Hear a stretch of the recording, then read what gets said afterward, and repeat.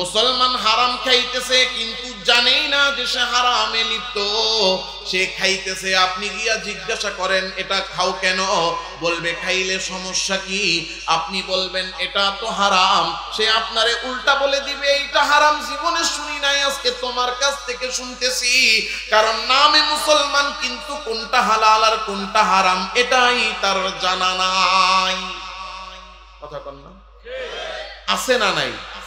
মুসলমান জানেই না কোনটা হালাল কোনটা হারাম, জানার দরকার আছে না নাই?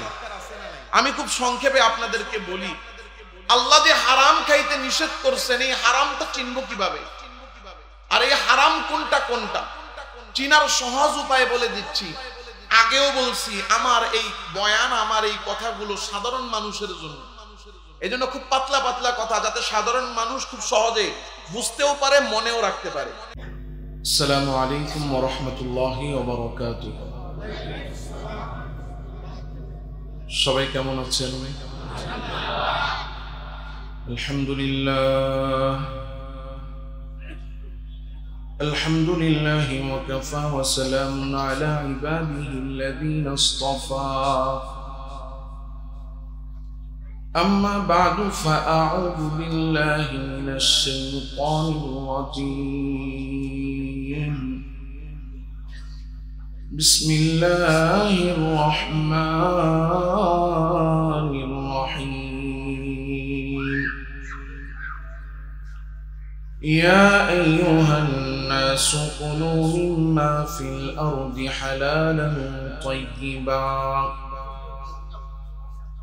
اللهم صل على سيدنا ونبينا وشفيعنا وحبيبنا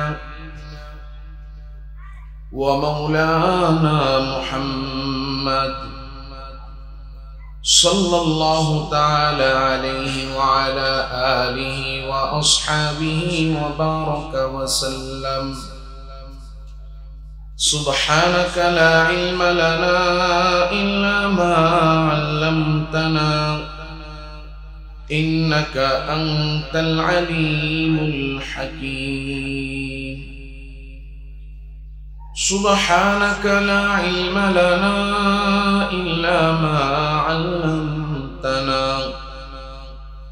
إنك أنت العليم الحكيم. سبحانك لا علم لنا إلا ما علمتنا إنك أنت العليم الحكيم. صدق الله مولانا العظيم. بارك الله لنا ولكم في القرآن العظيم ونفعنا وإياكم بالآيات والذكر الحكيم. সমস্ত প্রশংসা একমাত্র আল্লাহ সুবহানাহু ওয়া তাআলার জন্য, যে মহিয়ান গরিয়ান সর্বশক্তিমান দয়ালু দাতা মেহেরবান রব্বুল আলামিন মাওলাল করিম আল্লাহ সুবহানাহু ওয়া তাআলা আমাকে আপনাকে শিরিনচালা জামিয়া ইসলামিয়া মদিনাতুল উলুম গাজীপুর এই মাদ্রাসার হিফজুল কোরআন ও দাওরায়ে হাদিসের ছাত্রদের পাগড়ি প্রদান উপলক্ষে আয়োজিত আজকের এই 2 দিন ব্যাপী 19তম বার্ষিক ওয়াজ মাহফিলের প্রথম দিন, একেবারে শেষ সময় পর্যন্ত আল্লাহ তাআলা রব্বুল আলামিন আমাদেরকে এই দ্বীনি মজলিসে উলামায়ে কেরামের সোহবতে, দ্বীনের নিসবতে, কোরআনের মহব্বতে আল্লাহ যে হায়াতের সময় দিয়েছেন, সেই হায়াতের সময়কে কাজে লাগিয়ে আসার, দ্বীনি কিছু কথা বলা ও শোনার জন্য আল্লাহ আমাদেরকে বসার তৌফিক দিয়েছেন। এই জন্য আল্লাহর দরবারে শুকরিয়া আদায় করে কালিমাতুশ শুকর পাঠ করি, বলি আলহামদুলিল্লাহ। আসলে এই মজলিসটা এতটাই বরকতপূর্ণ যে পৃথিবীর সর্বশক্তি দিয়েও এই বরকত কেউ যদি চায় যে আমি নিজ যোগ্যতায় বরকত অর্জন করব, তার পক্ষে সম্ভব না। যদি দয়া করে এই বরকত দান না করেন কে? আল্লাহ দান করলে এটা পাওয়া সম্ভব। আসলে মানুষের নিজ নিজ যোগ্যতা অনেক সময় অক্ষমতায় পরিণত হয়। এটা মানুষের অক্ষমতা নিজের অনিচ্ছা সত্ত্বেও অনেক সময় প্রকাশ পেয়ে যায়, কারণ আল্লাহ তাআলা মানুষের ভিতরে একটা আবেগ নামক একটা বস্তু দিয়ে দিয়েছে। আমরা মাহফিলগুলোতে যখন যাই, আল্লাহ তাআলার উপরে ভরসা করে আমরা কথা বলি, কিন্তু কিছু কিছু সময় এমন হয় যে পরিবেশ পরিস্থিতিগুলো আমাদের নিয়ন্ত্রণে থাকে না। এই যে আমি এখানে বসে আছি, আপনারাও বসে আছেন, আপনাদের কার মনের মধ্যে কি চলছে আমি জানি না, কিন্তু আমি কথা যে বলবো মনে মনে ভেবে রেখেছি, আমার কথা বলার যে একটা খেই সেটা হারিয়ে গেছে। এর কারণ হলো এত সুন্দর একটা দ্বীনি প্রতিষ্ঠান, এখানে এই মাহফিলের মধ্যে ছোট বাচ্চা যেভাবে এলান থেকে নিয়ে শুরু করে জানাজার নামাজ শেষ করলো, আমরা বাচ্চাদের এই প্রদর্শনী দেখে আমি নিজেও প্রথমে একটু হেসে দিয়েছিলাম যখন কিনা মাইক নিয়ে আওয়াজ করলো শোক সংবাদ। কিন্তু পরক্ষণে অন্তরের মধ্যে আসলো এই যে এলানটা, আওয়াজটা দেওয়া হলো, এই প্রদর্শনীর মধ্যে এলানটা আনা হলো, এটা তো বানোয়াট কিছু নয়, বরং এটাই তো বাস্তবতা। আমার নাম ইব্রাহিম খলিল, এই যে এখানে বলা হলো আব্দুর রহমান, আমি আমার নিজের নামটা সেখানে চিন্তা করে দেখি, আজকে তো মসজিদের মাইকে বিভিন্ন জনের নাম এলান হয়, এই এলানগুলো আমরা শুনি, প্রদর্শনীতেও আমরা একটা নাম শুনলাম, কিন্তু আমাদের প্রত্যেকের জীবনে এমন একটা সময় আসবে যেই সময় আমাদের নামগুলো মাইকে এলান হবে, কিন্তু আমরা নিজেরা সেটা শুনতে পারবো। এই জন্য আল্লাহর রাসূল সাল্লাল্লাহু আলাইহি ওয়াসাল্লাম হাদিসে বলেছেন, আল কাইয়িসু মান দানা নাফসাহু ওয়া আমিলা লিমা বাদাল মাউত। মৃত্যু চিরসত্য, আল্লাহ তাআলা বান্দাকে বানাইছেন। আল্লাহ কোরআনে কারীমে সূরাতুল মুলক আয়াত নাম্বার 2 আল্লাহ বলছেন, আল্লাযী খালাকাল মাউতা ওয়াল হায়াত। আল্লাহ বলতেছেন, আমি আল্লাহ সৃষ্টি করেছি মৃত্যু এবং জীবন। আচ্ছা বলেন তো, আমরা কি জীবন আগে পাই না মৃত্যু আগে পাই? জীবন আগে পাই, হায়াত না হলে তো মৃত্যু আসে না। কিন্তু আল্লাহ তাআলা মৃত্যুর কথাটা আগে কেন বললেন? সিরিয়ালে হায়াত আগে, মৌত পরে, আর আল্লাহ বলতেছেন আল্লাযী খালাকাল মাউতা ওয়াল হায়াত। আল্লাহ মৃত্যুর কথা আগে বলতেছেন, কারণ মৃত্যু এমন এক অবধারিত বিষয় যে হায়াত আল্লাহ যাকে দিয়েছেন তাকে মরতেই হবে, বাঁচার কোনো উপায় আছে? এজন্য মৃত্যুর আগে মৃত্যুর প্রস্তুতি নিয়ে নেওয়া। কারণ আমি আপনি নিজ যোগ্যতায়, নিজ ক্ষমতায় এই দুনিয়াতে আসি নাই, আল্লাহ আমাদেরকে হায়াত দিয়ে পাঠাইছেন, আবার মৃত্যু নির্ধারণ করে রাখছেন কে? আমার সাথে একটু আওয়াজ দিয়ে বলতে হবে, কারণ আমি যে আয়াত পড়েছি সাধারণত আয়াতের বাইরে আমি কখনো আলোচনা করি না, কিন্তু শুরুর কথাটা ভূমিকা শুরু বললাম কারণ এতটাই আবেগ আপ্লুত হয়ে গিয়েছিলাম যে আমি আসলে এখানে বসে বসে আমার চোখের পানি আটকে রাখতে পারি না। এই যে জীবনে ছোট ছোট মুহূর্ত, এগুলো আমাদের জীবনকে আল্লাহ তাআলা রব্বুল আলামিন পরিবর্তন করার মাধ্যম বানান। এই ছোট্ট প্রদর্শনী দেখে আমার দিলকে, কারণ এটা যখন আমি দেখতেছিলাম আমার মনে হচ্ছিল যে উপস্থাপক যখন উপস্থাপনা করতেছিলেন, প্রতিটা মা বাবার স্বপ্ন থাকে, যারা মাদ্রাসায় বাচ্চাকে পাঠাইছেন তাদের স্বপ্ন থাকে আমার বাচ্চাটা আমার জানাজা পড়াবে। এই কথাটা যখন বলেছে, এরপরে যা প্রক্রিয়া আমি দেখলাম হুবহু এখানে আমি বসে আছি, আমার নিজের জীবনের সাথে এটা মিলে গেছে। এই কথাগুলো আমার বয়ানের শেষে বলার কথা, কিন্তু ওই যে বললাম শুরুতে যে আজকে বয়ানের কোনো ধারাবাহিকতা নাই, যে আমি ধারাবাহিকভাবে কথা বলবো সেই অবস্থা নাই, কারণ এতটা আবেগ আপ্লুত। আমি আমার নিজেকে দেখতেছিলাম, আমরা 6 ভাই, পুরো ফ্যামিলি, আমাদের পুরো ফ্যামিলিটা জেনারেল ব্যাকগ্রাউন্ড, মাদ্রাসায় কেউ পড়ে নাই, আমি একা ছাড়া। আব্বা সারা জীবন এই নিয়তি করত যে আমার ছেলে আমার জানাজা পড়ায়। আমার আব্বা যেদিন মারা যায়, আমরা 6 ভাই, বড় ভাই ছিলেন জামাতে চিল্লায়, তিনি বরিশাল, তিনি আসতে পারেননি, আর বাকি আমরা 5 ভাই। আমার 4 ভাইকে আমি ঘরে দেখলাম, এক ভাই খাটের মধ্যে শুয়ে পড়ে আছে, একজন ফ্লোরের মধ্যে শুয়ে পড়ে আছে, একজন সোফার মধ্যে ফিট হয়ে বসে আছে। 4 ভাইকে দেখলাম ফিট হয়ে পড়ে আছে, আব্বাকে গোসল করাতে হবে, জানাজা দিতে হবে, তাদের কোনো হুশই নেই। এই যে আমি আমার 2 হাত দিয়ে আমার বাবাকে আমি নিজ হাতে গোসল করাইছি।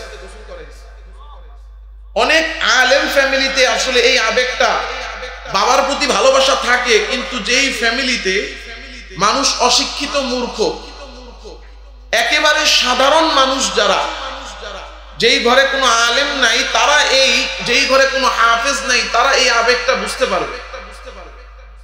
এই নিজের হাত দিয়ে আমি গোসল করাইছি, এই 2 হাত দিয়ে আমি আমার আব্বাকে কাফনের কাপড় পরাইছি, আমি নিজে ইমামতি করে জানাজা পড়াইছি, আমি নিজে কবরে নাইমা আমার আব্বাকে আমি কবর দিছি। আমাকে যখন মাদ্রাসায় দেয়, আমাদের বিক্রমপুরের মানুষের একটা স্বাভাবিক প্রক্রিয়া ছিল যে তারা মাদ্রাসায় পড়ানো এটা তেমন একটা পছন্দ করতো না।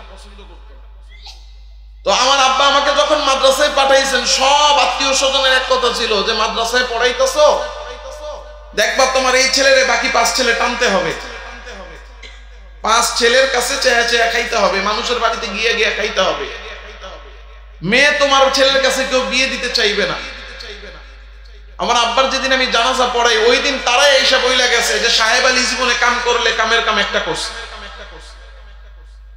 আমরা আসলে যেটা বোঝা দরকার সেটা বুঝি না, যেটা না বোঝা দরকার সেটা বেশি বুঝি। এই পৃথিবীতে নিজ ক্ষমতায় কেউ আসি নাই, আমাদেরকে পাঠাইছেন কে? সৃষ্টি করেছেন কে?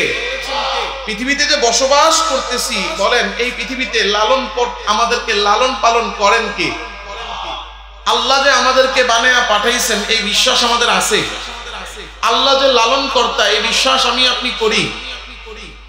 আল্লাহ তাআলা যে পালন কর্তা এই বিশ্বাস আমাদের আছে। পৃথিবীতে প্রত্যেকটা মানুষ, প্রত্যেকটা প্রাণী কেউ রিজিক ছাড়া বাঁচে না। পৃথিবীতে বাঁচতে হলে আমাদেরকে রিজিক গ্রহণ করতে হয়, খাদ্য গ্রহণ করতে হয়। এই খাদ্য আমাদেরকে দান করেন কে? আমাদের রিজিক দাতা কে? রিজিক দাতা যে আল্লাহ। মুখে বললাম, অন্তরে কি ইয়াকিন আছে? আসলে শুধু মুখে বলছি আল্লাহ রিজিক দাতা। প্রশ্ন করলে উত্তর দিছি যে হ্যাঁ আল্লাহ রিজিক দাতা, বিশ্বাস করি। কিন্তু বাস্তবতা হলো আল্লাহ যে রিজিক দাতা, আল্লাহ যে আমাকে বানায়া পাঠাইছেন আর রিজিকের দায়িত্ব আল্লাহ নিছেন, এটা আমরা মুখে বলি, আমাদের অন্তরে ইয়াকিন নাই। এখানে অনেক উলামায়ে কেরাম আছেন, আমার বক্তব্যটা উলামায়ে কেরামের জন্য না, আমি শুরুতেই বলে দিচ্ছি, আমার কথাগুলো আমরা যারা সাধারণ মানুষ আছি তাদের জন্য। আল্লাহ যে রিজিক দাতা এই কথা আমরা মুখে বলি, কিন্তু আমাদের অন্তরে ইয়াকিন নাই। কেউ এসে প্রশ্ন করতে পারেন, হুজুর এটা কেমন কথা বললেন? আমি বলি হ্যাঁ, আমাদের সমাজের অধিকাংশ মানুষ আমরা শুধু মুখে বলি আল্লাহ রিজিক দাতা, আমাদের অন্তরে ইয়াকিন নাই। প্রমাণ কি? প্রমাণ যে চাকরি করে তার দিকে তাকায়া দেখেন, চাকরিজীবী চাকরি করতে যায়, চাকরি করার সময় এমন এমন পরিস্থিতি হয় যে চাকরি আর আল্লাহর হুকুম মুখামুখি হয়ে গেছে। অবস্থাটা এমন, চাকরি ঠিক রাখলে আল্লাহর হুকুম নষ্ট হয়, আল্লাহর হুকুম ঠিক রাখলে চাকরি নষ্ট হয়। তখন সে আল্লাহর হুকুম নষ্ট করে, চাকরি ঠিক রাখে। যেমন আগস্ট জুলাই এর মধ্যে বাংলাদেশে অনেক তুলকালাম ঘটছে, নাকি ঘটে নাই? ছোট ছোট ছাত্র, সাধারণ জনতা, মাসুম বাচ্চাদেরকে গুলি করে করে মারছে নাকি মারে নাই? তারা কি অপরাধী না নিরপরাধ? বলেন তো, আল্লাহ তাআলা রব্বুল আলামিনের পক্ষ থেকে নিরপরাধকে মারা জায়েজ না না জায়েজ?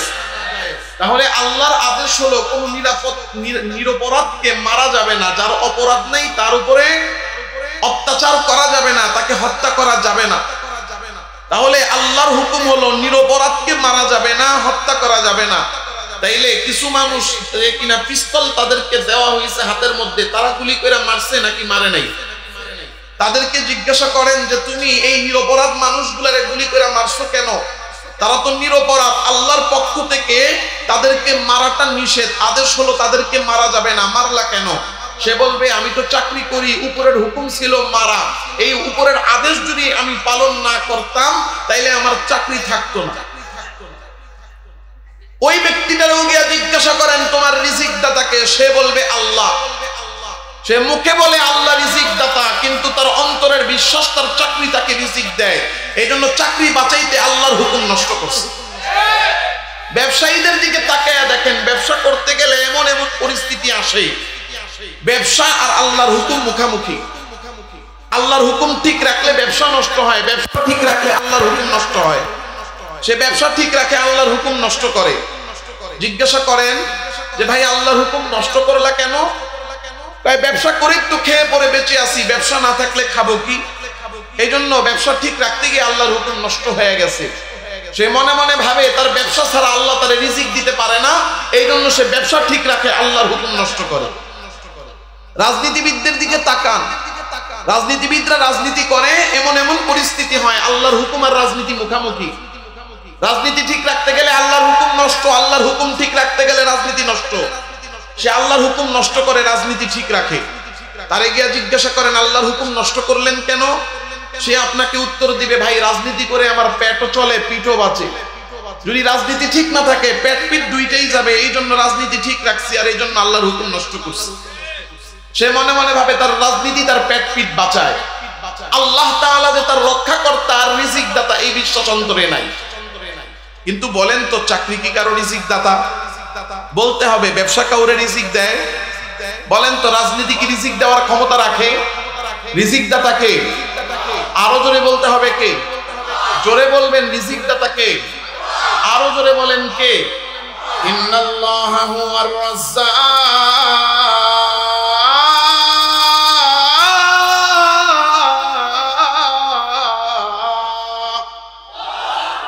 রিজিক দাতা কেবলমাত্র শুধুমাত্র একমাত্র একজন, তিনি ছাড়া আর কেউ না, আর কেউ না। জোরে বলেন রিজিক দাতা কে? রিজিক দাতা আল্লাহ, মুখে বলি অন্তরে ইয়াকিন আর বিশ্বাস নাই। এই জন্য চাকরির জন্য রিজিক দাতার হুকুম নষ্ট করি, মুখে বলি আল্লাহ রিজিক দাতা, অন্তরে ইয়াকিন নাই। এই জন্য ব্যবসার জন্য আল্লাহর হুকুম নষ্ট করি, মুখে বলি আল্লাহ রিজিক দাতা, কিন্তু অন্তরে বিশ্বাস নাই। এই জন্য রাজনীতির জন্য আল্লাহর হুকুম নষ্ট করি। কারণ আমি আর আপনি চাকরি চিনেছি, ব্যবসা চিনেছি, রাজনীতি চিনেছি, কিন্তু আমার আপনার রব, আমার আপনার মালিক, আমার আপনার রিজিক দাতা আল্লাহ, ওই রিজিক দাতাকে আমি আর আপনি চিনি নাই। এই জন্য আল্লাহর হুকুম নষ্ট করে চাকরি, ব্যবসা আর রাজনীতি ঠিক রাখি, কিন্তু না না, এইগুলা একটাও রিজিক দেয় না। রিজিক দাতা আল্লাহ। আল্লাহ বলে বান্দা আমি আল্লাহ তোর রিজিক দাতা, আমি আল্লাহকে চিনে নে। কেমনে চিনবো আল্লাহ রিজিক দাতা? মালিক বলে বান্দা যেই খানা তুই খাস ওই খানার দিকে তাকাবি, তাকাইয়া চিন্তা করবি আর গবেষণা করবি, তো পরিচয় পেয়ে যাবি তোর রিজিক দাতা। জোরে বলেন কে? যে কোনো খাবার পৃথিবীতে আমি আর আপনি যেই খাবারটাই খাই, ওই খাবারটা হাতে নিয়ে গবেষণা করবেন এই খাবারটা কোথা থেকে আসছে। প্রাথমিকভাবে দেখতে পারবেন পৃথিবীর সব খানাগুলো আসে তিনটা মূল উৎস থেকে। কয়টা? এক নাম্বার হলো মাটি থেকে আমরা খাবার পাই। যেমন ভাত খাইতে বসছি, রুটি খাইতে বসছি, গবেষণা করবেন এই ভাত কোথা থেকে আসছে। দেখবেন ভাত হইছে চাল থেকে, চাল হইছে ধান থেকে, ধান হইছে গাছে, গাছ কোথায়? এখন তাহলে পৃথিবীর ফল, ফসল, সবজি যা আছে সবকিছু কোন জায়গা থেকে? আচ্ছা, তাহলে এক নাম্বার উৎস মাটি। দুই নাম্বার মূল উৎস হলো প্রাণী। আমি আর আপনি দুধ খাই, ডিম খাই, গোশত খাই। ডিমটা কি গাছে ধরে? কে পারে? মুরগি। এই মুরগি হলো এক প্রাণী। দুধ যে পান করি, এই দুধ কি গাছে ধরে? কে দেয়? গাই। এই গাই একটা প্রাণী। গোশত খাচ্ছি, মুরগি, ছাগল, হাঁস, মহিষ, গরু, ভেড়া, এই সবগুলা প্রাণী। এখন এই তিন জিনিস নিয়ে পৃথিবীতে হাজার হাজার আইটেমের খাবার তৈরি হয়। এমন এমন খাবার তৈরি হয় যে খাবারের নামও আমরা শুনি নাই। তাহলে খাবারের দুই নাম্বার মূল উৎস হলো প্রাণী। খাবারের তিন নাম্বার মূল উৎস হলো পানি। সমুদ্রের পানি শুকাইবেন, বের হবে লবণ। এই মিনারেল ওয়াটারের মধ্যে লবণ মিশাবেন, হয়ে যাবে স্যালাইন। এটার মধ্যে চিনি মিশাবেন, শরবত। লিকার মিশাবেন, চা। বিন মিশাবেন, কফি। আরো মেডিসিন দিবেন, Coca Cola, Fanta, Pepsi, Sprite, Mojo, lemon, অভাব নেই। তাহলে খাবারের মূল উৎস কয়টা? তিনটা। এই তিন মূল উৎসের মূল উৎস আবার মাটি। কারণ মাটি থেকে যেটা সরাসরি পাই সেটা তো সরাসরি পেলামই। এখন মুরগি যে ডিম দিচ্ছে, মুরগি কিছু খেয়ে দেয় না না খেয়ে দেয়? খায়, এরপরে ডিম পারে। কি খাচ্ছে? মাটি থেকে বের হওয়া যে খাদ্য আদার সেগুলা খায়, এরপরে ডিম দেয়। গাই যে দুধ দেয় খায়া দেয় না না খায়া দেয়?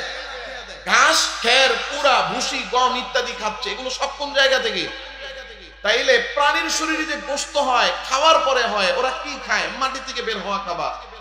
তাইলে প্রাণী থেকে যে খাদ্য পাই ওটার পিছনেই মাটির ভূমিকা আছে না নাই? 3 নাম্বার আসেন পানি। এই পানি যে আমি আর আপনি পাই, পুকুর, নদী, নালা, সমুদ্র, ঝর্ণা, খাল, বিল, এই সব কিছু আকাশে না মাটিতে?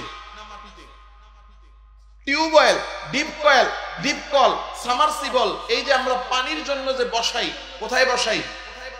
তাইলে এই পানিও আমাকে আপনাকে মাটি থেকে দান করেন কে? জোরে কন্যা। তাহলে সমস্ত খাদ্যের ভান্ডার আল্লাহ তাআলা কোথায় দিয়েছেন?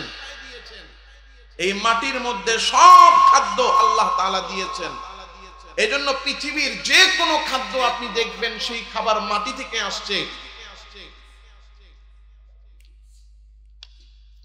মাটি ছাড়া অন্য কোন জায়গা থেকে কোনো খাদ্য, কোনো খাবার আপনি পাবেন না। কারণ এই মাটিকে মানুষের জন্য রিজিকের খাজানা বানায়া দিয়েছেন কে? জোরে কন্যা কে?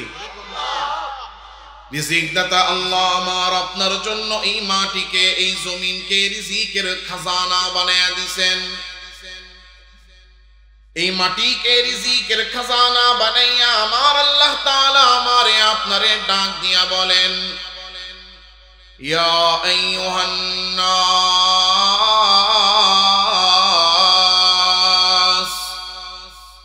কুলু মিম্মা ফিল আরদি হালালান তাইয়্যিবা। মালিক ডাক দিয়া বলেন, দুনিয়ার মানুষেরা আমি আল্লাহ এই জমিনকে, এই মাটিকে তোমাদের জন্য রিজিকের খাজানা বানাইছি। সুতরাং এই মাটি থেকে যেই খাদ্য উৎপন্ন হয়, যেই রিজিক বের হয়, ও মানুষ তোমরা সেই খাদ্যগুলা খাবা, সেই রিজিকগুলা গ্রহণ করবা। তবে জেনে নাও এই রিজিকগুলার মধ্যে আমি আল্লাহ 2টা প্রকার আর 2টা ভাগ করে দিলাম। একটা প্রকার হলো এমন খাদ্য যেই খাদ্যগুলো খাওয়ার আদেশ তোমাদেরকে দিয়ে বৈধ আর জায়েজ বানায়া দিলাম, যেই খাদ্যগুলোর নাম হলো হালাল। ওই হালাল খাদ্যগুলা তোমরা খাইবা। এর হালালের বাইরে আরেকটা প্রকার আছে, যেই প্রকারের নাম হলো হারাম। ওই হারাম খাওয়া থেকে তোমরা বিরত থাকবা। জমিন থেকে বের হওয়া খাবারগুলোর মধ্যে কিছু হালাল, ওই হালাল খাবা, আর কিছু আছে হারাম, সেই হারাম খাওয়া থেকে বিরত থাকবা। তাইলে বলেন তো মুসলমান, আমারে আপনারে হালাল খাওয়ার আদেশ করে হারাম খাইতে নিষেধ করে দিয়েছেন কে? আল্লাহ তাআলা রব্বুল আলামিন হালাল খাবার আদেশ করেছেন, হারাম খাইতে নিষেধ করেছেন। এই কথাটা প্রত্যেকটা মুসলমানের জানা আছে না নাই? মুসলমান জানে হালাল খাইতে হবে, হারাম খাওয়া থেকে বাঁচতে হবে। এখন বলেন তো আমি আর আপনি আজকে আমাদের দেশের মুসলমান হারাম খায় কি খায় না? হারাম খাদ্যগুলো যে আল্লাহ খাইতে নিষেধ করছেন, পৃথিবীতে যত হারাম আছে এই হারামগুলো 3 প্রকার। বলেন কয় প্রকার? জোরে বলেন কয় প্রকার? পৃথিবীতে যত হারাম আছে এই হারামগুলো 3 প্রকার। 1 নাম্বার, এমন খাদ্য যেই জিনিসটাই হারাম। এমন খাদ্য কি হারাম? যেই জিনিসটাই হারাম। 1 নাম্বার কি? এমন খাদ্য যেই জিনিসটাই হারাম। যেই জিনিসটা হারাম ওই জিনিসটাকে কোনোভাবে হালাল বানানো যায়? জোরে বলেন যায়। যেমন আল্লাহ তাআলা রব্বুল আলামিন কোরআনে কারীমে বলতেছেন, ইন্নামা হাররামা আলাইকুমুল মাইতাতা ওয়াদ-দামা ওয়া লাহমাল খিনজির।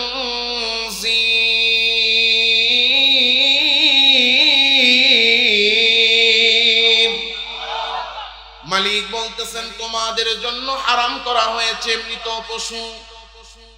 তাইলে বলেন গরু একটা মরে গেছে, ওই মরা গরু আমি আপনি আমাদের মুসলমানের জন্য হালাল না হারাম? আল্লাহ বলতেছেন তোমাদের জন্য হারাম করা হয়েছে শূকরের গোশত। বলেন শূকরের গোশত মুসলমানের জন্য হালাল না হারাম? এখন একটু বুদ্ধি খাটায়া মডিফাই কইরা যদি কোনোভাবে এইগুলারে হালাল বানানোর চেষ্টা করা হয়, বানানো যাবে নি? কোনোভাবে যাবে না। সারা পৃথিবীর মুসলমান এক হয়ে গেছে যে আমরা একটা শুকরের গোশত হারাম মানি, খালি টেস্ট করে দেখব। সারা পৃথিবীর মুসলমান এক হইয়া কাবা ঘরের ইমাম সাহেবরে গিয়ে বলতেছে, আপনি আমাদের জন্য একটা শুকর জবাই করে দেন। কাবা ঘরের ইমাম ঠেলায় পইরা যে সারা দেশে পৃথিবীর মুসলমান খোঁচাইতেছে, উপায় নাই, নিরুপায়, উনি একটা ছাগলের একটা শুকর জবাই করে দিচ্ছে। এই শুকরটারে ছিল্লা জমজমের পানি দিয়া ধুইয়া জমজমের পানি দিয়া সিদ্ধ করে রান্না করা হয়েছে। এরপরে অল্প অল্প, একেবারে অল্প অল্প, ওই যে দেখবেন গোশতের ভিতরে সুতা থাকে, 2, 4, 5টা করে সুতা, ভাগে ভাগে যদি দেওয়া হয় হালাল হবে না হারাম থাকবে? কি কোন এত মেহনতের পরেও হালাল হবে না? কি থাকবে? কারণ কি? এই তো মাশাআল্লাহ, কারণ কি? জিনিসটাই হারাম। কারণ কি?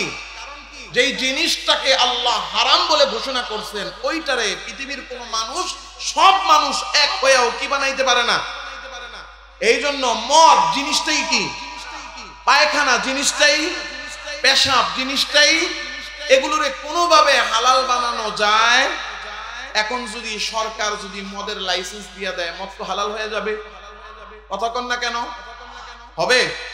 আমাদের যুবকরা, আমাদের ছেলেরা 31st নাইটে বিভিন্ন বিয়ে শাদীর হলুদের রাত্রে সুন্দর করে ক্যান বোতল নিয়ে আসে। বলা হয় কি রে ভাই মদ আনছো কেন? তোমারে কইছে এটা মদ? কি? এটা হইলো বিয়ার। একই তো কথা। এক না। কে? সমস্যা হইলো এটা এক না। পার্থক্য কি? পার্থক্য হলো এটার মধ্যে 91% ফলের জুস, 9% অ্যালকোহল। হালাল বানানোর বুদ্ধি দেখছেন নি? এখন আমি বলি ঠিক আছে, এক কাজ করো, 9% অ্যালকোহল থাকলে যদি 91% জুস, ফলের জুস যদি হারাম না হয়, তাহলে 91% ফলের জুসের সাথে 9% পেশাব মিশিয়ে দাও। খাবে কেউ? খাবে? তাইলে 91% ফলের জুসের মধ্যে 9% পেশাব মিশাইলে যেমন 91% জুস আর জুস থাকে না, পেশাব হয়ে যায়, ঠিক তেমন ভাবে 91% জুসের মধ্যে 9% মদ অ্যালকোহল ঢুকাইলে ওই 91% আর ফলের জুস থাকে না, ওইটাও মদ হয়ে যায়। তাইলে হারামের 1 নাম্বার প্রকার এমন জিনিস, যেই জিনিসটাই কি, তাহলে মনে রাখার জন্য এটা মনে রাখবেন, 1 নাম্বার হলো জিনিসটাই হারাম। 1 নাম্বার কি? এবার আসেন হারামের দ্বিতীয় প্রকার। আপনাদের খারাপ লাগতেছে? হারামের দ্বিতীয় প্রকার হলো এমন খাদ্য, ভালো লাগা তো মাত্র শুরু, কথা কয় না। রেলগাড়ি যখন ছাড়ে তখন ইঞ্জিনটা স্টার্ট হয়ে কি 100 গতিতে চলে গাড়ি, নাকি এটার স্পিড উঠতে সময় লাগে? তাইলে আমারও তো স্পিড উঠতে সময় লাগবে না? আগে তো বেস করতে হবে। বেসটা যদি হয়ে যায়, নিচে যদি বেসটা তৈরি হয়ে যায়, পরে যখন বিল্ডিং উঠবে তখন না এটারে রং চং দেওয়া হবে, তখন না সৌন্দর্য ফুটবে। এই জন্য একটু ধৈর্য ধরেন, নড়াচড়া করে নেন। হ্যাঁ, এখনো মাটির নিচে আছি আমরা। হারামের দ্বিতীয় প্রকার হলো এমন খাদ্য যেই জিনিসটা হালাল কিন্তু পদ্ধতির কারণে হারাম। জিনিসটা হালাল কি কারণে হারাম? জিনিসটা হালাল পদ্ধতির কারণে হারাম। যেমন আপনি মুসলমান, আপনার বাড়ির পাশে, আমাদের বাংলাদেশে সব ধর্মের মানুষ আছে, ধরে নেন আপনার বাড়ির পাশে একজন হিন্দু থাকে। এই হিন্দুর পূজা বা অনুষ্ঠান উপলক্ষে এরা তো আর গরু খায় না, একটা ছাগল জবাই করছে। ওরা তো জবাইও করে না, বলি দেয়। ওই হিন্দু ভাই তার বাড়িতে ছাগল একটা বলি দিছে, বলি দিয়া রান্না বান্না করে গোশত নিয়ে ঘরে খাইতে বসছে। বসার পরে মনে পড়ছে আপনি বিপদে আপদে তারা সাহায্য করেন। সে মনে মনে চিন্তা করলো, এত মজার ছাগলের গোশত আমি একা একা কেমনে খাই, বিপদে আপদে আমার সাহায্য করে, তারও একটু দিয়া খাই। 1 বাটি ছাগলের গোশত সুন্দর মতো বাইরা আপনার ঘরে এসে দিয়া গেছে। বলেন তো মুসলমান, ছাগল খাওয়া তো হালাল, কিন্তু এই ছাগল কি আমি আপনি খাইতে পারবো? কেন? এই ছাগল কি আমার আপনার জন্য হালাল না? কি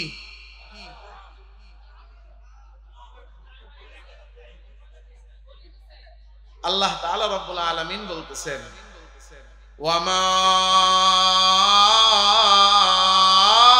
উহিল্লা লিগাইরিল্লাহি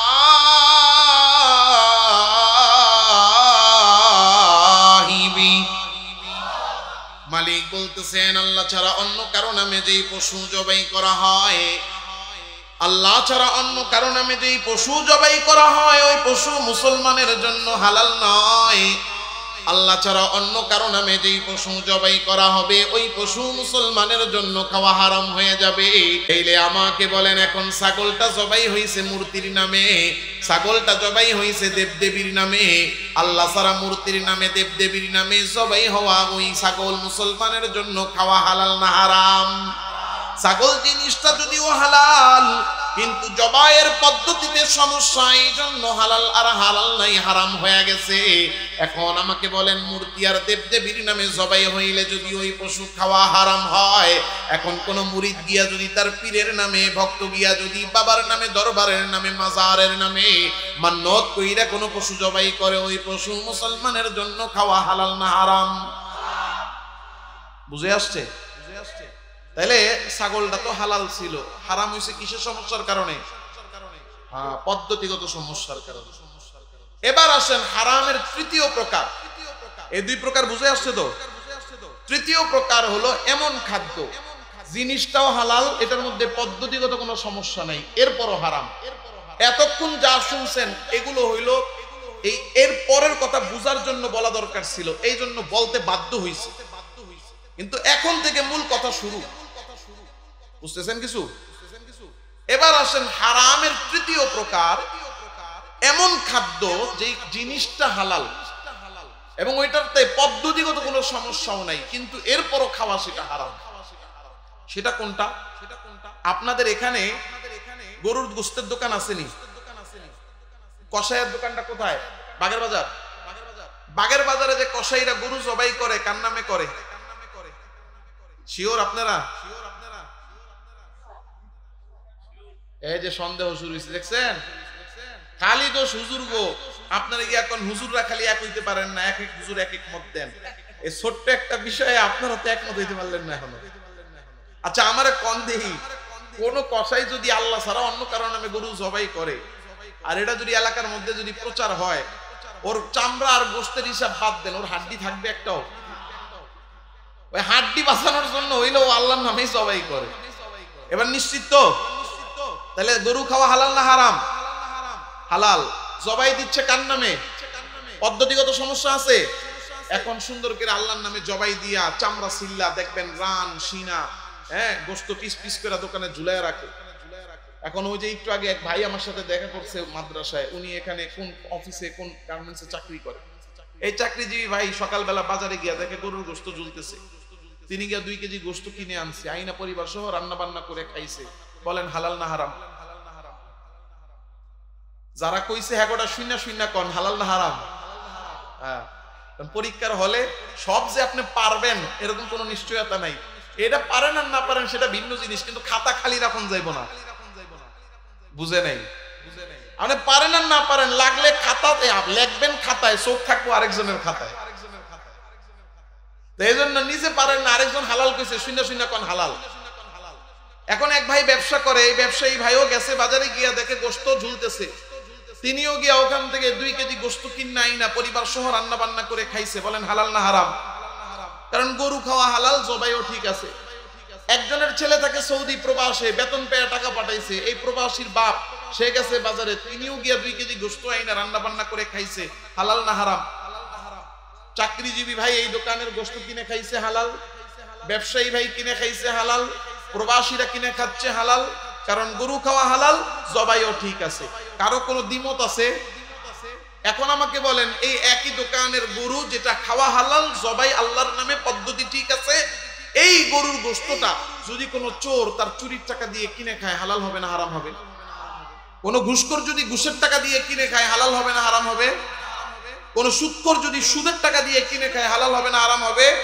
কোন দুর্নীতিবাজ যদি দুর্নীতির টাকা দিয়ে কিনে খায়, হালাল হবে না হারাম হবে?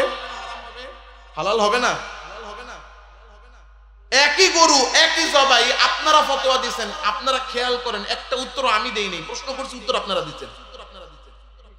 চাকরিজীবীর জন্য হালাল আর ঘুষখোরের জন্য হারাম, ব্যবসায়ীর জন্য হালাল, সুদখোরের জন্য হারাম, প্রবাসীর জন্য হালাল, চোরের জন্য হারাম, দুর্নীতিবাজের জন্য হারাম। জিনিস একটা, পদ্ধতিও এক, কারো জন্য হালাল কারো জন্য হারাম। কারণ কি? সমস্যা কোথায়? পার্থক্য কোথায়? টাকা কখনো হারাম হয় না, টাকা টাকাই। হ্যাঁ, ইনকাম কি?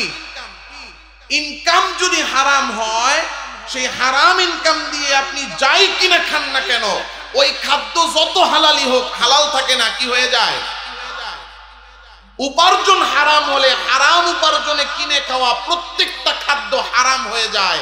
কিন্তু আমাদের দেশের মুসলমান আমরা প্রথম দুই প্রকারের হারামকে হারাম মনে করি, ইনকামের হারামকে হারাম মনে করি না।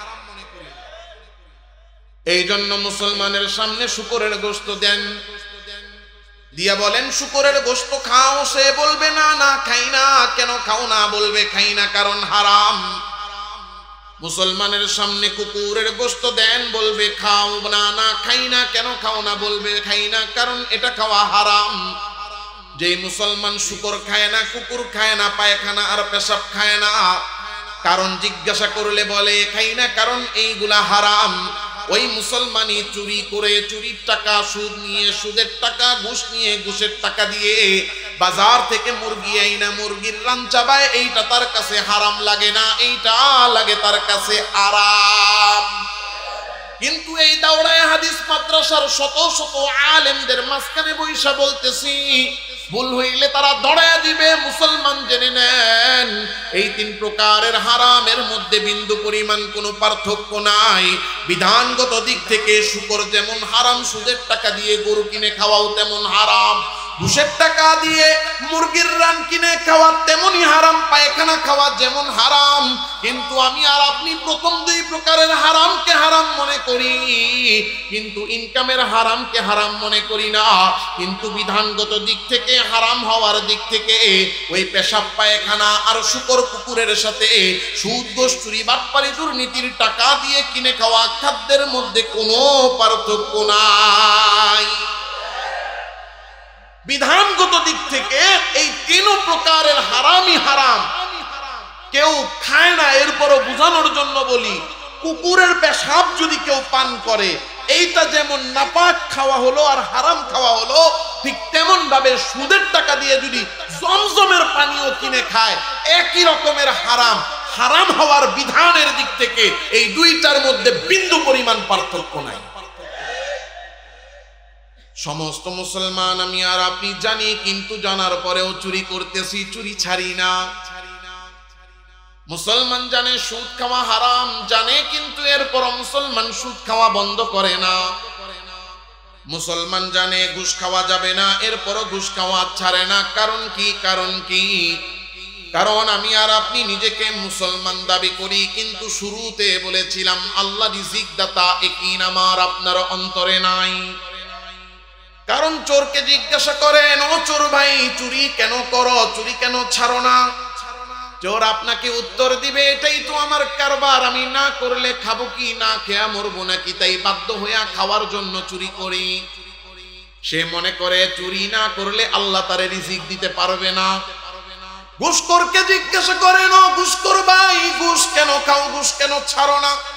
সে বলবে বেতন পাই অল্প, কয় টাকায় সংসার চলে না, না খেয়া মরবো নাকি, তাই খাওয়ার জন্য ঘুষ নেই। সে মনে মনে ভাবে ঘুষ ছাড়া আল্লাহ তারে রিজিক দেওয়ার ক্ষমতা রাখে না। সুদখোররে জিজ্ঞাসা করেন, ও সুদখোর ভাই সুদ কেন ছাড়ো না? সে আপনাকে উত্তর দিবে, এটাই তো আমার কারবার, না করলে খাবো কি? সে মনে মনে ভাবে তার সুদই তার রিজিক দাতা। কিন্তু না না না, চুরি বাটপারি সুদ ঘুষ দুই নাম্বারি আর দুর্নীতি কাউরে রিজিক দেয় না। জোরে ডাক দিয়া বলবেন, রিজিক দাতা কে? রিজিক দাতা আল্লাহ, একই আমার আপনার অন্তরে নাই। এই জন্য আমি আর আপনি চুরি ছাড়ি না, সুদ ছাড়ি না, ঘুষ ছাড়ি না। কারণ মনে মনে ভাবি হয়তো চুরি না করলে আমি না খেয়া থাকতে হবে, সুদ না নিলে হয়তো বা না খেয়া থাকতে হবে, ঘুষ না নিলে মনে হয় না খেয়া থাকতে হবে। কিন্তু না না না, আমার আল্লাহ রিজিক দাতা, আল্লাহ রিজিক নির্ধারণ করে রেখেছেন। আপনি হারামের পথে বেশি উপার্জনের আশায় মনে মনে ভেবে যতই উপার্জন করেন না কেন, আমার আল্লাহ যেই রিজিক লিখে রেখেছেন তার চেয়ে একটা দানাও বেশি খাওয়া যাবে না। আপনি আপনি আর আমি হালালের পথে চললেও রিজিক যেটা নির্ধারণ আমার আল্লাহ করে রেখেছেন, একটা দানা বাকি থাকতেও আমি মরব না। কারণ আমার রাসূল সাল্লাল্লাহু আলাইহি ওয়াসাল্লাম হাদিসে বলেছেন, কাতাবাল্লাহু রিজকা বনি আদম ওয়া হায়াতাহু ওয়া মামাতাহু ক্বাবলা 50 আলফ সানা। ও বনি আদম, জেনে নাও তোমাকে আল্লাহ তাআলা দুনিয়াতে পাঠানোর 50,000 বছর আগে তোমার জন্য দুনিয়াতে কয়দিন হায়াত তুমি পাবা, কখন তুমি মরবা, কিভাবে মরবা, আর এই দুনিয়ার মধ্যে কি কি রিজিক তুমি পাইবা, এই রিজিক হায়াত আর মউত আমার আল্লাহ 50,000 বছর আগে লিখে রেখেছে। ওই নির্ধারিত রিজিকের বেশি একটা দানাও তুমি পাবা না। ওই নির্ধারিত রিজিকের একটা রিজিক বাকি থাকতেও তুমি মরবা না। তোমার হায়াতের মধ্যে ওই নির্ধারিত রিজিকই তুমি পাবা। এই জন্য হারামের পথে গেলে বেশি খাবো বেশি পাবো, এইটা আমাদের ভুল ধারণা। কারণ প্রত্যেকটা মাখলুককে রিজিক দেওয়ার দায়িত্ব নিয়া প্রত্যেকটা মাখলুকাতের জন্য রিজিক নির্ধারণ করে রেখেছেন কে? আল্লাহ রিজিক দাতা, আল্লাহ রিজিক নির্ধারণ করে রেখেছেন। আর ওই নির্ধারিত রিজিক আমারে আপনারে দিবেন, এই ইয়াকিন আর বিশ্বাস আমার আপনার অন্তরে নাই। এই জন্য আমি আর আপনি আজকে হারাম উপার্জন করি, চুরিতে লিপ্ত, সুদে লিপ্ত, ঘুষে লিপ্ত। কিন্তু আল্লাহ রিজিক দাতা, এই বিশ্বাস অন্তরে থাকলে আমার চুরি করতাম না, আমার চুরি করা লাগতো না, আমি সুদ নিতাম না, সুদ নেওয়াও লাগতো না, আমি ঘুষ নিতাম না, ঘুষ নেওয়াও লাগতো না, দুর্নীতি করতাম না, করা লাগতো না। কারণ প্রত্যেকটা মাখলুকাতকে রিজিক দেওয়ার দায়িত্ব নিজের হাতে নিয়েছেন কে? অভাব শুধু আমার আপনার অন্তরের ইয়াকিন আর বিশ্বাসের। আল্লাহ রিজিক দাতা, এই ইয়াকিন আর বিশ্বাস যদি অন্তরে ঢুকাইয়া আমি আর আপনি হারাম বর্জন করে, হারাম উপার্জন ছেড়ে হালালের পথে চলতাম, আমার আল্লাহ আমার আপনার জন্য রিজিকের ব্যবস্থা করতেন। তেমনি আমার আল্লাহ আমাকে আপনাকে রিজিক দিতেন, যেমন করে সাহাবায়ে কেরামকে রিজিক দিয়েছেন। তাফসীরে ইবনে কাসিরের মধ্যে ছোট্ট একটা ঘটনা এসেছে। সাহাবীদের একটা কাফেলা রওনা করেছে ইয়ামেন থেকে মদিনার উদ্দেশ্যে। মদিনায় নবীজি সাল্লাল্লাহু আলাইহি ওয়াসাল্লাম আছেন। সাহাবীরা ইয়ামেন থেকে মদিনায় যাবে নবীজির সাথে সাক্ষাৎ করতে। ওই জামানাটা এমন ছিল, এক দেশ থেকে অন্য দেশে যাওয়ার জন্য বিমান ছিল না, রেলগাড়ি ছিল না, মোটর গাড়ি ছিল না, এক দেশ থেকে অন্য দেশে যাওয়ার জন্য কোনো রাস্তাও ছিল না। মরুভূমি পাড়ি দিয়া পায়ে হেঁটে, ঘোড়ায় চড়ে, উটের পিঠে চড়ে যেতে হতো। সাহাবীদের এই কাফেলা ইয়ামেন থেকে মদিনার উদ্দেশ্যে রওনা করেছে। মরুভূমি পাড়ি দিয়া দিয়া যাইতেছে। মরুভূমি এমন জায়গা যেখানে খাবার পাওয়া যায় না, পানি পাওয়া যায় না। সাহাবীরা সাথে করে খাবার আর পানি নিয়ে রওনা হয়েছে। মরুভূমি অতিক্রম করে, ক্ষুধা লাগলে সাথে আনা খাবার খায়, মুদা পিপাসা লাগলে সাথে আনা পানি পান করে। এইভাবে খাবার আর পানি খাইতে খাইতে মরুভূমি অতিক্রম করে সাহাবীদের এই কাফেলাটা একেবারে মদিনার সামনে যায় হাজির। মদিনার গেটের বাইরে আয়েশা দাঁড়াইয়া আমির সাহেব ডাক দিয়া বলে, কাফেলা তোমরা দাঁড়ায়া যাও, আমরা লম্বা পথ সফর করে এসেছি, চেহারাগুলা এলোমেলো হয়ে গেছে, জামা কাপড়গুলো ধুলাবালিতে ভরে গেছে, সবার শরীরটা ক্লান্ত হয়ে গেছে, সবার পেটের মধ্যে ক্ষুধা লাগা গেছে। একটা কাজ করো, এমন উস্কো অবস্থায় আল্লাহর নবীর সামনে দাঁড়াইলে কেমন হয়ে যায়? নবীজি আমার দো জাহানের সরদার, আকায়ে নামদার, মদিনা কা তাজদার, নবী আমার হাবিবুল্লাহ মুহাম্মাদুর রাসূলুল্লাহ, জোরে বলেন সাল্লাল্লাহু আলাইহি ওয়াসাল্লাম। ওই নবীজির সামনে এমন উস্কো এলোমেলো অবস্থায় যাওয়া যাবে না। একটা কাজ করো, মদিনায় এখন আমরা ঢুকবো না, তাবু গাড়ো, বিশ্রাম নাও, খানা খাও, এরপরে ভালো মতো পরিপাটি হও, এরপরে নবীজির সাথে সাক্ষাৎ করতে যাব।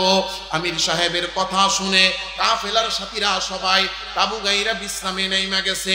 আমির সাহেব 2-3 জনকে ডাক দিয়া বলে, ও তোমরা 2-3 জন এদিকে আসো, তোমরা একটা কাজ করো, সবাই সবাই তো বড় ক্ষুধার্ত, সবার জন্য খাবারের ব্যবস্থা করো। 2-3 জনকে দায়িত্ব দিয়া খাবার আনার জন্য পাঠাইছে। তারা 2 জন যায় দেখে যেই জায়গার মধ্যে খাবার, আইরে হায়, এই মরুভূমি পাড়ি দিয়া আসার সময় খাইতে খাইতে সব খাবার শেষ হয়ে গেছে, এক লোকমা খাবারও বাকি নাই।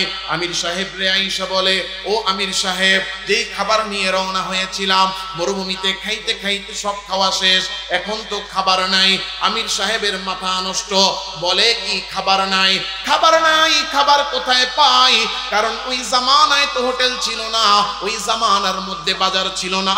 আমির সাহেবের চিন্তা, খাবার নাই, কোন জায়গায় খাবার পাই, কোথা থেকে খাবার আইনা সাথীদেরকে খাওয়াই, কোনো দিশা পাইতেছে না, কোনো বুঝ পাইতেছে না, কি করবে চিন্তা করে বের করতে পারতেছে না।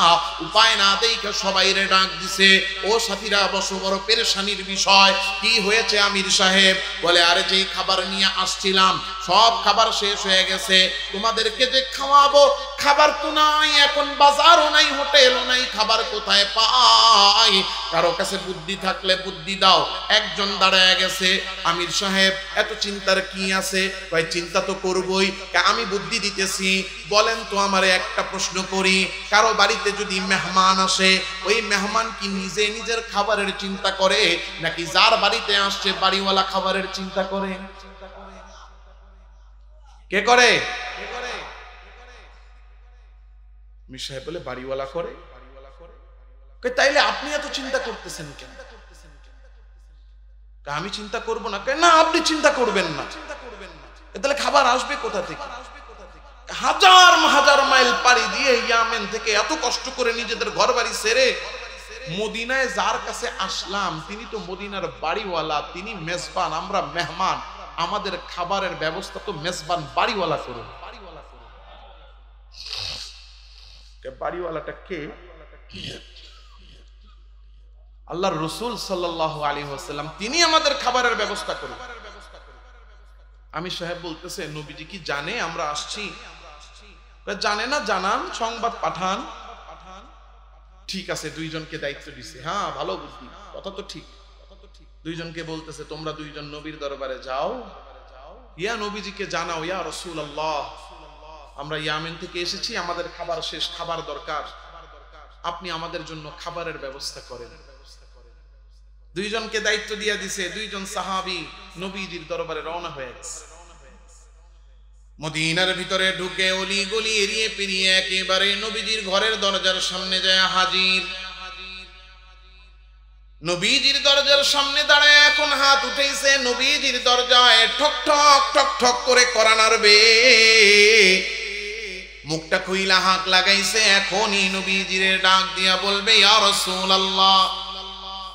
নবীজিকে যখন হাত লাগাইয়া ডাক দিতে যাবে, সাহাবী 2 জনের কানে আওয়াজ আসলো, আমার নবী সাল্লাল্লাহু আলাইহি ওয়াসাল্লাম ঘরের ভিতরে বসে বসে কোরআন তিলাওয়াত করেন। আল্লাহর রাসূল কোরআনে কারীমের সূরা হুদের 6 নম্বর আয়াত তিলাওয়াত করেন। ওয়ামা মিন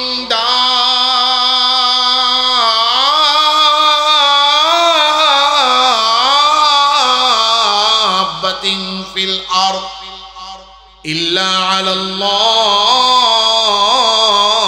রিজকুহা।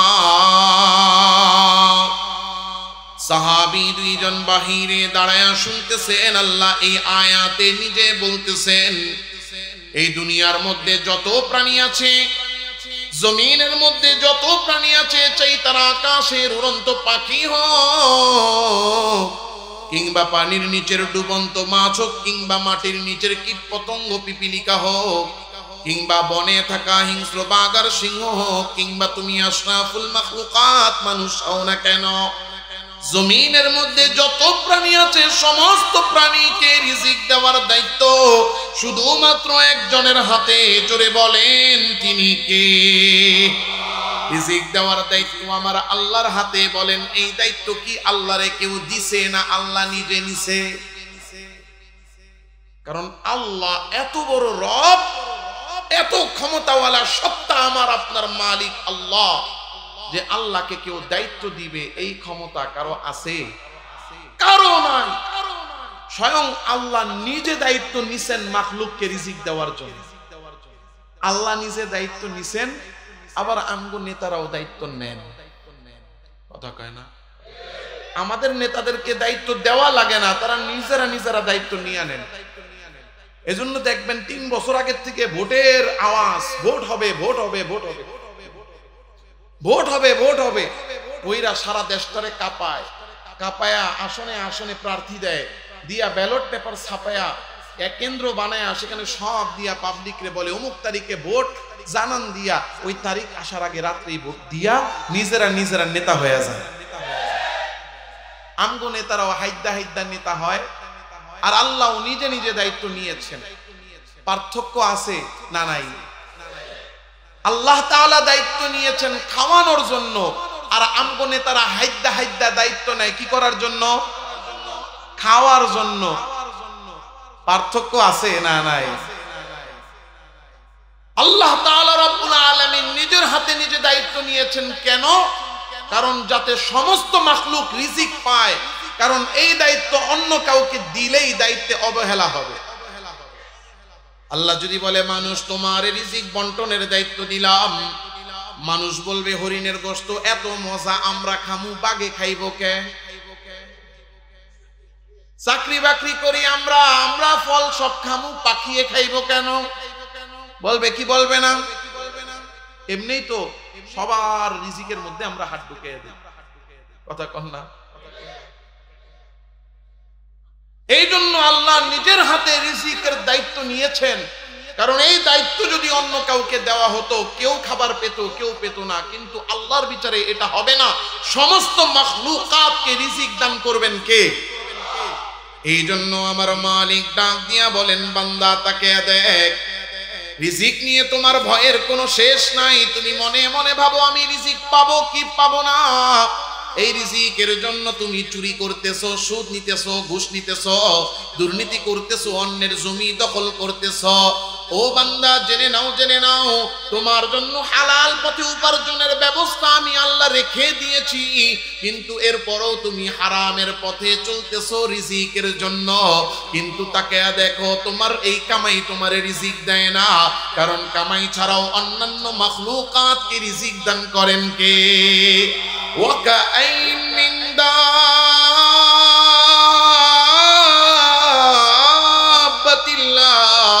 তাহমিলু রিজকাহা। মালিক বলে তাকে দেখ বান্দা, তুই তো রিজিকের জন্য চাকরি করো, ব্যবসা করো, দিন মজুরি করো, চাষবাস ক্ষেত খামারি করো, এই খাদ্যগুলা উৎপন্ন করো, উৎপন্ন করে আবার এই খাদ্য বাজারে নিয়ে বিক্রি করো, বাজার থেকে কিনে বহন করে বাড়িতে নিয়ে আসো, আইসা এরপরে রান্না বান্না করে তুমি খাও। এই খাবারের জন্য তোমার কত আয়োজন। কিন্তু তাকে দেখো, জমিনের মধ্যে লাখো কোটি প্রাণী এমন আছে যারা চাকরি করে না, ব্যবসা করে না, তারা দুনিয়ার মধ্যে কোনো দিন মজুরি করে না, তারা কোনো ফসল ফলায় না, ক্ষেত খামারি করে না, তোমাদের মতো বাজারে খাদ্য জমা করে না, বাজার থেকে কিনে বাড়িতে নেও না, নিয়ে তারা সেইগুলা রান্নাও করে না। এরপরও একদিনও রাতের বেলা তারা না খাইয়া ঘুমায় না। আকাশের পাখিগুলার দিকে তাকায়া দেখো, তারা কোনো চাকরি করে না, ক্ষেত খামারি করে না। এরপরও প্রত্যেকটা প্রাণী, প্রত্যেকটা পাখি রাতের বেলা ঘুমানোর আগে ভরপেট খানা খায়। পানির নিচে মাছের দিকে তাকায়া দেখো, খাদ্য জমা করার মতো কোনো গুদাম তাদের কাছে নাই।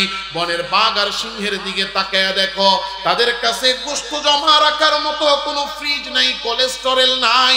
এরপরও একটা প্রাণীও একদিনও রাতের বেলা না খাইয়া ঘুমায় না। শিরির চালা এলাকার মধ্যে সবচেয়ে বড় মাহফিল উপলক্ষে মাদ্রাসায় ডেকে ডেকে বিরিয়ানি রান্না হয়েছে, এলাকার ঘরে ঘরে মজার খাবার রান্না হয়েছে, পুরো রাস্তাটা জুড়ে রং বেরঙের খাবার কেনা বেচা হচ্ছে। কিন্তু তাকায়া দেখেন, এই এলাকার বেওয়ারিশ কুকুরগুলার জন্য কেউ কোনো খাবারের ব্যবস্থা করে নাই, বেওয়ারিশ বিড়ালগুলার জন্য কেউ খাবার রান্না করে নাই। কিন্তু একটা প্রাণীও, একটা কুকুরও, একটা বিড়ালও আজকে রাতের বেলা না খাইয়া ঘুমাবে না। পাখিগুলো সকাল বেলা নীর থেকে বের হয় খালি পেটে, সন্ধ্যা বেলা নীরে ফিরে যায় ভরা পেটে। বলেন তো ভাইয়েরা আমার, বলেন তো বাবারা আমার, এই যে প্রত্যেকটা প্রাণী রাতের বেলা ঘুমানোর আগে ভরপেট খানা খায়, কে তাদেরকে প্রতিদিন ভরপেট খানা খাওয়ায়? আল্লাহু ইয়ারযুকুহা ওয়া ইয়াকুম। আমার আল্লাহ বলে, বান্দা আমি আল্লাহ এই প্রাণীদেরকে রিজিক দেই, তোমাদেরকেও রিজিক দিব, কারণ সমস্ত মাখলুকাতকে রিজিক দেওয়ার দায়িত্ব নিজের হাতে নিছেন কে? সাহাবী দুইজন আল্লাহর রাসূলের দরজার সামনে দাঁড়ায়া এই আয়াত যখন শুনলেন, রিজিক দেওয়ার দায়িত্ব আল্লাহর, একজন আরেকজনের দিকে আই কন্টাক্ট, চোখে চোখে কথা বলতেছেন যে আরে রিজিক দেওয়ার মালিক তো আমার আল্লাহ। কেমন ঈমান ছিল সাহাবীদের, আল্লাহর উপর কেমন বিশ্বাস ছিল, কেমন ভরসা ছিল আল্লাহর উপরে, কেমন ইয়াকিন আর ঈমান নিয়ে চলতেন সাহাবীরা।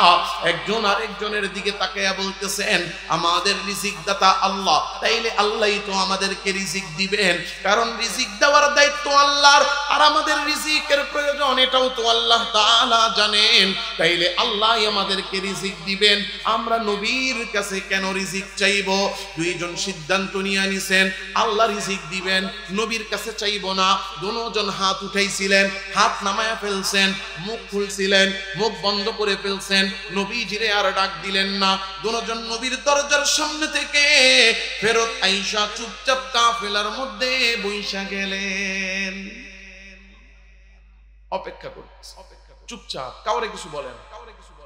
কাফেলার লোকেরা তো সবাই মনে করতেছে নবীজির কাছে বলে আসছে নবীজি খাবার পাঠাবে। তাকায়া রইছে মদিনার দিকে। হঠাৎ করে একজন কয়, এই দেখো মদিনার থেকে কে যেন আসতেছে। তাকায়া দেখে দুইজন লোক হেঁটে হেঁটে আসতেছে। সামনে যখন আসছে, আসার পরে দেখা গেল একজনের হাতে একটা পাত্র, এই পাত্রের মধ্যে রুটি বানানো, ভাজে ভাজে থরে থরে সাজানো। আরেকজনের হাতে একটা পাত্র, এই পাত্রের মধ্যে গোশত ভুনা দিয়া ভরপুর। বলে তোমরা ইয়ামেন থেকে আসছো না? বলে হ্যাঁ। এই নাও তোমাদের জন্য এই খাবার এসেছে। সাহাবীরা নিয়ে দস্তর বিছাইয়া খাইতে বসে গেছে, পেটটা ভরে মনটা ভরে সবাই খানা খাইতেছে। খাইতে খাইতে সবার খাওয়া হয়ে গেছে, কিন্তু খাওয়া শেষ হলে কি হবে? খাবার শেষ হয় নাই। এখন খাওয়ার পরে পরামর্শে বসে গেছে বেঁচে যাওয়া খাবার কি করা হবে। আমি আর আপনি যদি হইতাম তাইলে বলতাম বেঁচে যাওয়া খাবার রাত্রের জন্য রেখে দাও। কথা কয় না? কারণ আমরা যতই পাই আমাদের অভাব যায় না, আমাদের মনে তৃপ্তি হয় না, কারণ আমাদের মনের মধ্যে ভয়, মনে হয় না খেয়া থাকতে হয়। কিন্তু যাদের অন্তরে ঈমান আর ইয়াকিন থাকে তাদের অন্তরে কখনো ভয় আসে না। আল্লাহর উপরে ইয়াকিন আর বিশ্বাস আমাদের অন্তরে নাই, এই জন্য হাজার কোটি টাকা চুরি করি কিন্তু এরপরও আমাদের চুরি বন্ধ হয় না। কথা কন না কেন? প্রথমে বসে 5 বছরের জন্য বৈশা চিন্তা করে এই 5 বছর সুযোগ পাইছি, আর পাই না, না পাই ইচ্ছা মতো চুরি করে লই। এই 5 বছর দুমায়া চুরি করে, চুরি কইরা চুরির শেষ ফলাফল হইলো ভোটটাও চুরি করে। ভোটটা চুরি করে আবার বসে, এবার বৈশা কোন চুরি বন্ধ করে। কথা কয় না? আপনারা মন রাগ করতেছে? চুরি বন্ধ করে কমে, আগে করছে হাজারে হাজারে, এখন করে লাখে লাখে। আগে যে করছে লাখে লাখে, এখন করে কোটিতে কোটিতে। আগে যে করছে কোটিতে কোটিতে, এখন ও করে শত শত কোটিতে। কথা কয় না? ফরিদপুরের এক ছাত্র নেতা ওই চোরার ঘরে চোরাই চুরি করছে 2000 কোটি। আমি বলি 2000 কোটি টাকা যে চুরি করলো, কোন একটা মানুষ কামাই করে কেন? ভোগ করার জন্য, তাই তো? ওরে আপনি একটা ডাইনিং টেবিলে বসান, এই 2000 কোটি টাকা 1000 টাকার নোটে বান্ডিল কইরা কইরা ওই বান্ডিল গুলো আপনি ডাইনিং টেবিলে দিয়া ওরে বসান, কত খায়া শেষ কর। ও তো একা পারবে না, ওর 14 গোষ্ঠী যদি ডাইনিং টেবিলে বসায়া দেন 2000 কোটি খায়া শেষ করতে পারবে না। আরেক চোরাই চুরি করছে 2 লক্ষ কোটি। কত? অনেকে বুঝেই নাই 2 লক্ষ কোটি কি, এটা অনেকে বুঝেই নেই, হা করে তাকায়া থাকে। এগুলো তো আমরা জানি নাই। 5ই আগস্টের পরে পত্রিকায় আসছে না, আমি বানায়া কইতেছি, বানায়া বলছি। 2 লক্ষ কোটি টাকা যে চোরাই চুরি করছে, আপনি ওরে ধাপ করে ধরে আনবেন, ধরে এনে পদেহি 2 লক্ষ কোটিতে কয়টা শূন্য হয়? ও তো বলতে পারবে না। ওর বাপ যদি মইরা থাকে, ওই মরা বাপরে কবর থেকে উঠে আনেন, ওর মরা বাপও বলতে পারবে না। আপনি কেউ বলতে পারেন হুজুর এত কঠিন কথা কইতেছেন, ওরা আমাদের যেই ক্ষতি করছে, দেশের ক্ষতি, দেশের জনগণের ক্ষতি, এই সূরার ঘরের সূরাদের উপরে যে আমাদের রাগ, ওদের প্রতি যে গোসা, ওদের যে অপরাধের শাস্তি হওয়া উচিত, এটা দিতে পারি না, আমরা দিতে পারি না। ওদেরকে আরো বলা উচিত, কারণ আল্লাহ তাআলা রব্বুল আলামিন দেখায়া দিতেছেন লানত, জিল্লতি, অপমান, অপদস্থতা, হারামের মধ্যে কি পরিমাণ আছে আল্লাহ জীবন্ত নমুনা দেখায়া দিয়েছে। হাজার হাজার কোটি টাকার মালিক, এই টাকা মানুষকে ইজ্জত, সম্মান, রিজিক দিতে পারে না। রিজিক দেন কে? রিজিক দেওয়ার মালিক আল্লাহ, একই আমাদের অন্তরে নাই। এই জন্য বান্দার অন্তর থেকে যখন আল্লাহর ভয়, আল্লাহর উপর বিশ্বাস, আল্লাহর বিশ্বাস বান্দার অন্তর থেকে যখন বের হয়ে যায়, তখন না পাওয়া, না খাওয়া, পাই কি পাই না, এই আশঙ্কা আর ভয় বান্দার অন্তরের মধ্যে ঢুইকা যায়। এজন্য হাজার হাজার কোটি টাকা চুরি করছে, যখন কিনা পতন হইছে, পালানোর জন্য রাস্তা খুঁজে, রাস্তাও পায় না, কাটছে, চুলগুলাত কলব লাগাইছে, গায়ের সাদা ধবধবে পাঞ্জাবি, এই পাঞ্জাবি খুইলা গেঞ্জি লাগাইছে, পায়জামা খুইলা লুঙ্গি পরছে, এরপরে পালানের রাস্তায় গেছে, এরপর পালাইতে পারে। এত চুরি কেন লাগবে? এত সম্পদ কেন লাগবে? এত সম্পদের প্রয়োজন মানুষ তখন বোধ করে যখন তার অন্তরে এই বিশ্বাস থাকে না, এই ইয়াকিন থাকে না যে আল্লাহ আমাকে রিজিক দিবে। আর আল্লাহ রিজিক দিবে, এই ইয়াকিন যখন বান্দার অন্তরে থাকে, আল্লাহ আমার রিজিক দাতা, আমার নির্ধারিত রিজিক আমার রব আমাকে দিবেন, এই বিশ্বাস বান্দার অন্তরে যখন থাকে, দুপুরে খাওয়ার পরে সে ভয় করে না রাত্রে বেলা কোথা থেকে খাবো, কারণ দুপুরে খাওয়াইছেন যিনি, রাতে খাওয়াবেন তিনি। জোরে বলেন কে? সাহাবীদের ঈমানটা ছিল আল্লাহর উপরে কেমন? সাহাবায়ে কেরাম বৈশা গেছেন যে এই বেঁচে যাওয়া খাবার কি করা হবে। সাহাবীরা দাঁড়ায় বলতেছেন, বেঁচে যাওয়া খাবারগুলো নবীর দরবারে ফেরত পাঠায়া দেন। নবীজি সাল্লাল্লাহু আলাইহি ওয়াসাল্লামের দরবারে ফেরত পাঠানোর জন্য দুইজনকে দুইটা পাত্র দিয়া পাঠানো হয়েছে। যাও, দুইজনে দুইটা পাত্র নিয়ে নবীর দরবারে রওনা হয়েছে। নবীজি সাল্লাল্লাহু আলাইহি ওয়াসাল্লামের কাছে যায় বলে, ইয়া রাসূলুল্লাহ, আপনি যে খাবার আমাদেরকে দিয়েছেন, বেঁচে যাওয়া খাবার আমরা ফেরত পাঠাইছি, ফেরত নিয়ে আসছি, করব, টাইমের মধ্যে শেষ করব ইনশাআল্লাহ। নবীজি বললেন, কার জন্য খাবার পাঠাইছি? বলে, ইয়া রাসূলুল্লাহ, ইয়ামিনী কাফেলার জন্য খাবার পাঠাইছেন। বলে, ইয়ামিনী কাফেলা? কোন ইয়ামিনী কাফেলা? নিয়ে আসো তো ডাইকা। নবীজির কাছে পুরো কাফেলা আইনা হাজির। নবী বলেন, খুলে বলো কি হয়েছে। এবার সব ঘটনা নবীজির খুলে বলছে, আমরা ইয়ামেন থেকে আসছি, খাবার নাই, আপনার কাছে দুইজনরে পাঠাইছি, এরপরে খাবার পাঠাইছে। নবী বলে, কোন দুইজনরে আমার কাছে পাঠাইছো? এবার এই দুইজন সাহাবী নবীজির সামনে দাঁড়ায় গেছে। বলে, তোমরা আমার কাছে আসছিলা? বলে, ইয়া রাসূলুল্লাহ, আসছিলাম। কখন দেখা করলা? বলে, ইয়া রাসূলুল্লাহ, যখন পাঠাইছি তখনই আপনার দরজার সামনে আসছে। তাই দেখা করছিলা? এবার সাহাবী দুইজন বলতেছে, presents by Kuakata media centre. হক্কানি আলেমদের নিত্য নতুন ভিডিও পেতে আমাদের চ্যানেলটি সাবস্ক্রাইব করুন। কুয়াকাটা মিডিয়া সেন্টার, ইসলামিক বিনোদনের বিশ্বস্ত সঙ্গী।